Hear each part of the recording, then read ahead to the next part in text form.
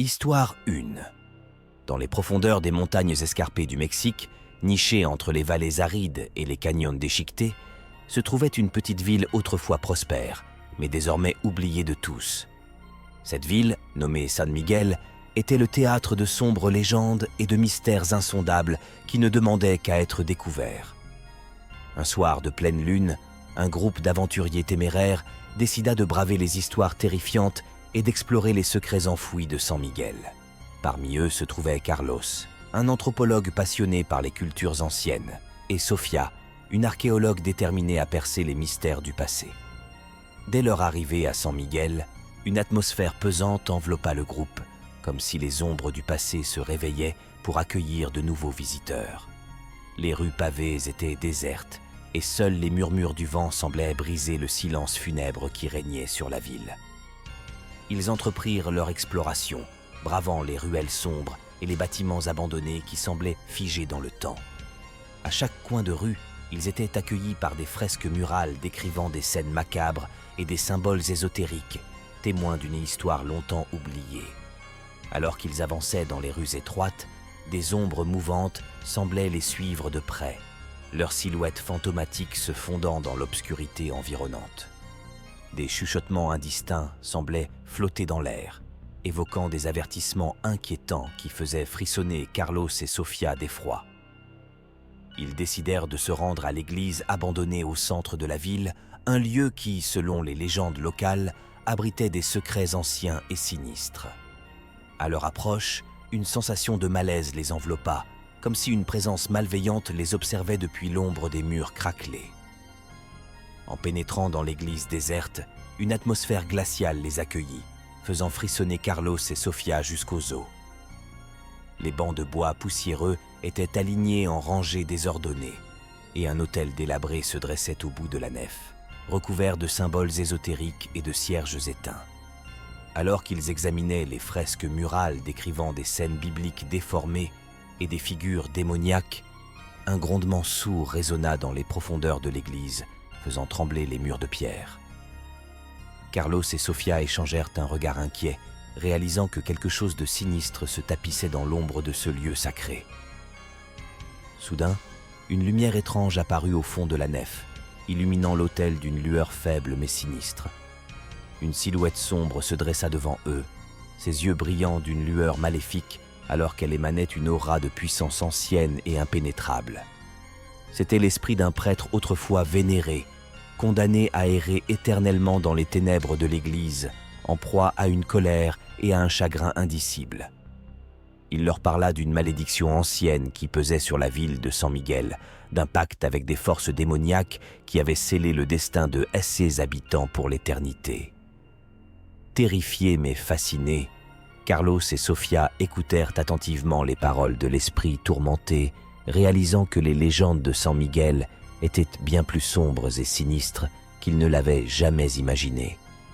Ils savaient qu'ils devaient agir rapidement pour lever la malédiction qui pesait sur la ville avant qu'il ne soit trop tard.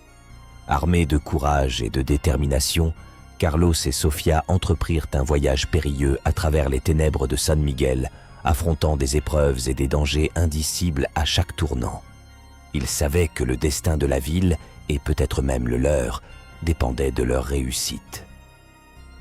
Finalement, après des heures de lutte acharnée et de sacrifices personnels, Carlos et Sofia réussirent à briser la malédiction qui avait enserré San Miguel pendant tant d'années. La lumière du jour se leva sur la ville autrefois sombre et sinistre, apportant avec elle un renouveau d'espoir et de promesses pour l'avenir. En quittant San Miguel, Carlos et Sofia savaient que leur aventure avait été bien plus qu'une simple exploration archéologique.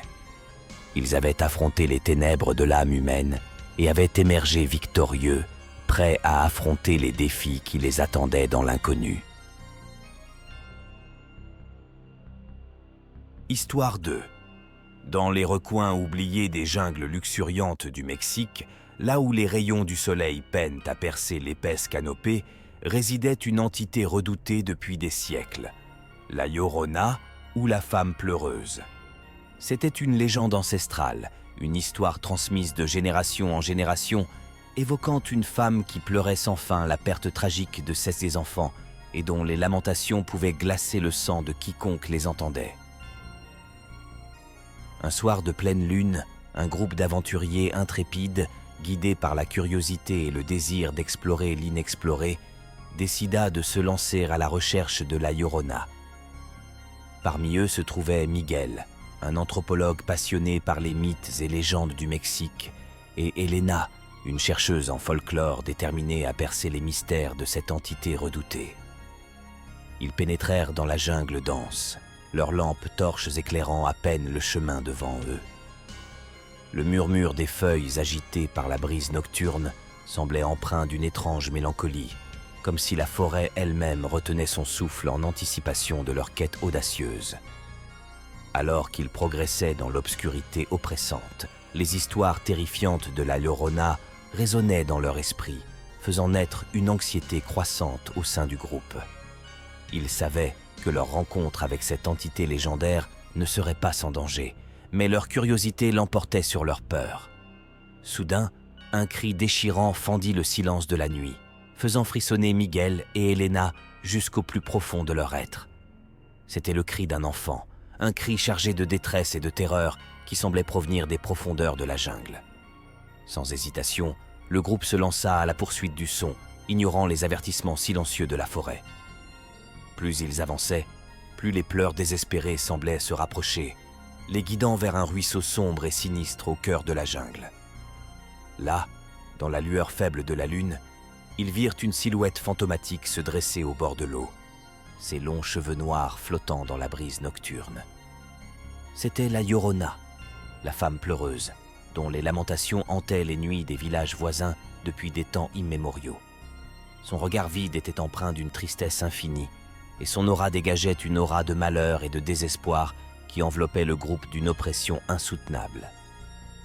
Tétanisés par la peur, mais fascinés par cette rencontre inattendue, Miguel et Elena se tenaient immobiles, incapables de détourner le regard de l'entité légendaire devant eux. La Llorona leva lentement les bras vers le ciel, ses lamentations s'intensifiant en un crescendo de désespoir qui semblait résonner à travers la jungle tout entière. Soudain, elle se mit à avancer vers le groupe, ses pas résonnant comme des échos dans la nuit silencieuse. Miguel et Elena reculèrent instinctivement, mais il était trop tard. La Llorona les enveloppa de ses bras froids et translucides, les emportant dans les eaux sombres du ruisseau où leurs cris se mêlèrent à ses lamentations éternelles. Dans les jours qui suivirent, les habitants des villages voisins racontèrent avoir entendu les pleurs désespérés de Miguel et Elena résonner dans la jungle, un rappel sinistre de leur rencontre tragique avec la Llorona. Leur disparition resta un mystère non résolu, mais pour ceux qui avaient entendu leurs cris, il n'y avait aucun doute quant à la véritable nature de leur destin. Histoire 3. Dans les rues sinueuses de Mexico City, au milieu des couleurs vives et des saveurs épicées, résidait une histoire aussi étrange que surréaliste. C'était l'histoire de Carlos et de son ami spécial, un cactus nommé Paco. Oui, vous avez bien lu, un cactus.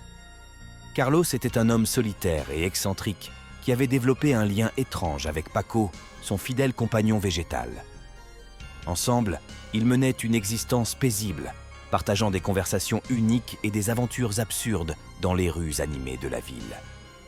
Un jour, alors qu'ils se promenaient dans un marché local, Carlos et Paco furent attirés par un étrange vendeur ambulant qui prétendait vendre des potions magiques capables d'exaucer n'importe quel vœu.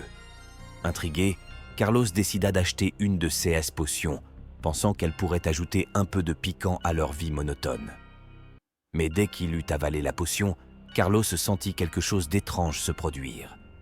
Son corps se mit à se tordre et à se contorsionner de manière incontrôlable, tandis que Paco, son fidèle cactus, se mit à pousser à une vitesse alarmante, prenant soudainement vie sous ses yeux ébahis. Déconcertés par cette transformation soudaine, Carlos et Paco se lancèrent dans une série d'aventures hilarantes et surréalistes à travers la ville. Ils se retrouvèrent à poursuivre des poules géantes dans les ruelles étroites, à danser avec des mariachis fantômes sur la place principale et à jouer au football avec des sombreros volants. Pendant leur périple, ils attirèrent l'attention d'une secte secrète qui voulait capturer Paco pour ses pouvoirs mystiques. Bientôt, Carlos et son ami Cactus se retrouvèrent poursuivis à travers les rues de la ville par des adeptes masqués, évitant de justesse les pièges absurdes qu'ils leur tendaient. Finalement, après une série de péripéties rocambolesques, Carlos et Paco trouvèrent refuge dans une cantina abandonnée au cœur de la ville. Là, ils firent la rencontre d'un chaman excentrique qui prétendait pouvoir lever le sort qui pesait sur eux. Avec l'aide du chaman, Carlos et Paco se lancèrent dans un rituel bizarre impliquant des danses étranges et des chants gutturaux. À la fin du rituel, une lumière éblouissante enveloppa Carlos et Paco, et lorsqu'elle se dissipa, ils se retrouvèrent tous les deux sous leur forme originale, sains et saufs. Reconnaissant envers le chaman pour son aide, Carlos et Paco quittèrent la cantina, prêts à reprendre leur vie quotidienne avec un nouveau sens de l'aventure et de l'excitation. Alors qu'ils se promenaient dans les rues de la ville une fois de plus, Carlos se tourna vers Paco avec un sourire radieux et dit « Eh bien, mon ami, je suppose que nous avons eu notre dose d'absurdité pour aujourd'hui.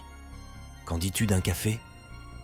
Et avec un mouvement d'approbation de haie ses épines, Paco acquiesça, prêt à affronter tous les défis loufoques que l'avenir pourrait leur réserver.